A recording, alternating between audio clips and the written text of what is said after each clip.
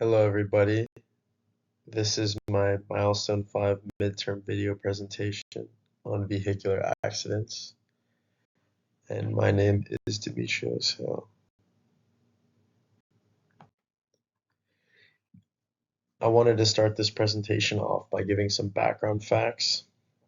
In 2022, there was over 400,000 total vehicle crashes in Florida, a little over 3,000 fatalities, um, and 3,434 total deaths. So the 3,434 deaths includes, pedestrians, bike accidents, stuff like that. The 3,289 fatalities is just car accidents. So it shows you that most vehicle-related deaths occur with people that are in vehicles. Florida has the third most car accident totals of any state in America after California and Texas. And over 40% of car accidents in Florida result in injury. And as you can see, it breaks down car accident types, Florida, and the vast majority of them happen between two cars.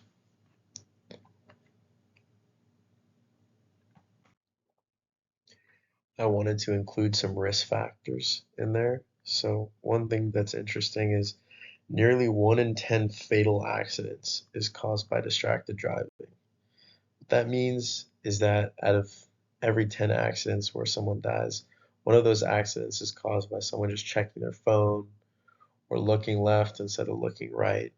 Simple mistakes like that actually cause people to die. For every 1 million miles driven, only 9 accidents occur from self-driving vehicles. So one thing that was interesting to note in my research was the vast majority of accidents are caused by human error. And one interesting thing to note is that when you introduce self-driving vehicles, you don't have that human error.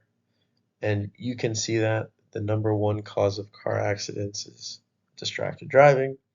The number two cause of car accidents is speeding. And the number three cause of car accidents is alcohol. And as you can see on the picture in the background, it kind of breaks different distracted driver accident statistics. The vast majority are just generally not paying attention. About 10% distracted by eating and drinking, 6% distracted from outside the car, 2% electronics, and then 6% cell phone use. The vast majority of distracted driver accidents is really just people just not paying attention at all. General inattention. So I just looked at some possible IoT prototype solutions in my research. And one was just a basic model for a self-driving car. And the whole idea behind this is understanding why car accidents happen, what are primary motivators, not that they're desired, but what are primary causes of them occurring. And the vast majority of car accidents are due to human error, not paying attention, speeding, drinking, checking phones. And one common theme I noticed is most of those reasonings for car accidents pretty much all tie on to who's behind the wheel. And an interesting thing is using IoT technology, it's possible to design vehicles that doesn't matter. It doesn't matter if the person is intoxicated because they're not driving the vehicle. The vehicle is using cameras, radars, sensors, GPS to drive itself.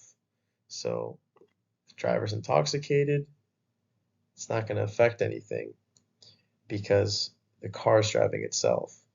If the person's not paying attention, it doesn't matter because the car is driving itself.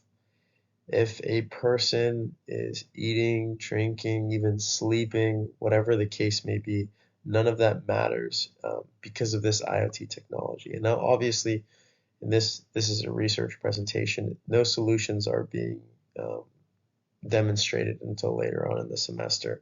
But it was just one interesting thing that I was looking at is analyzing why car accidents happen and what are maybe some prototypes or general sort of thinking that would solve a lot of these issues. And that's ultimately what this represents. Different IoT technologies with, of course, your central computer, positron sensors, radars, video cameras, GPS navigation, ultrasonic sensors. Very basic, but also very effective in tackling the issue of vehicular accidents and driver safety. These are some graphs that I wanted to include to contextualize what I was saying a little bit. So the top graph demonstrates the cause of car accidents in the US. And so, as you can see, 30% to drunk driving, 30% to speeding, 22% to weather, 16% to distracted driving, and 2% to drowsy.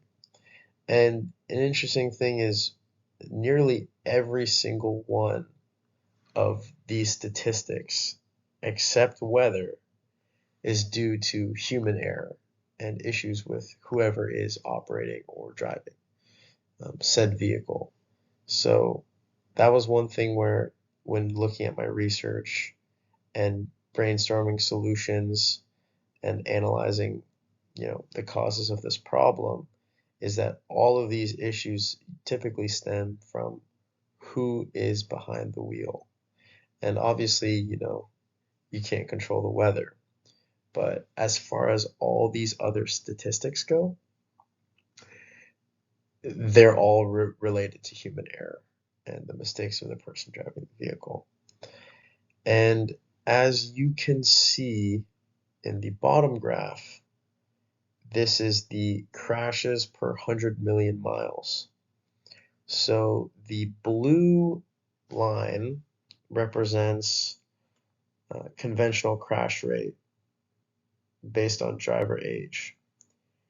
And the red line represents the crashes of a self-driving vehicle when it wasn't at fault. And then the yellow/green line represents when the self-driving vehicle was at fault. And the reason why I was introducing this graph is this graph even more so exemplifies how much of a cause human error is. Because as you can see, when we have human error, there's way more accidents at literally every single possible driver age. And when you look at the self-driving vehicle, and I'm not talking about this in the context of a solution, I'm just talking about this in reference to human error in causing this problem. The self-driving vehicle has far fewer accidents.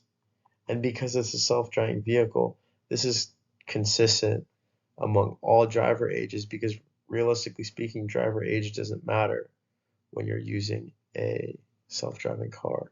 And one thing that's interesting is even the accidents where the car was not at fault was still lower than a good amount of driver ages.